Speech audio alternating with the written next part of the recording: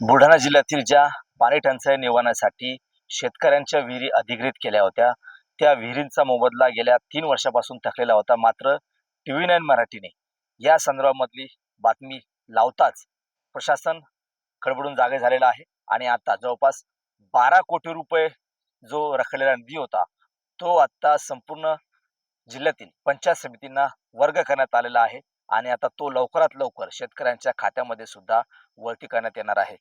अ, गेल्या 3 वर्षापासनं जिल्ह्यामध्ये सतत पाणी टंचाई आहे.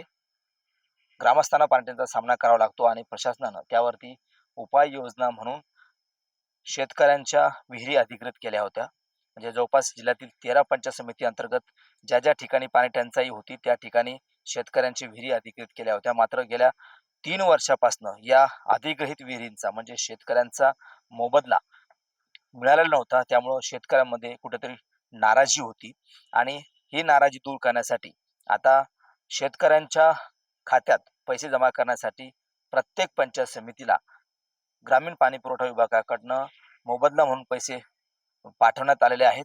TV9 मराठीने या संपूर्ण प्रकाराचा आढावा घेतला होता.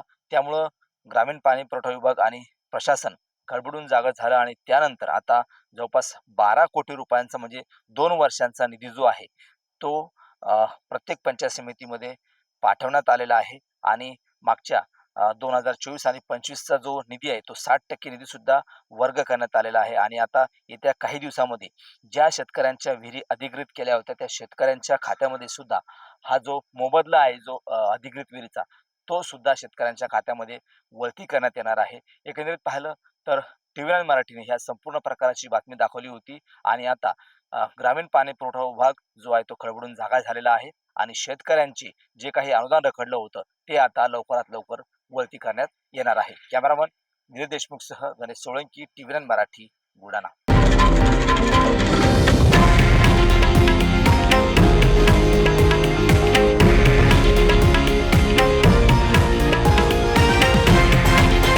हे आहे देशातील नंबर 1 न्यूज नेटवर्क आणि आपण पाहत आहात TV9 मराठी, एकमेव.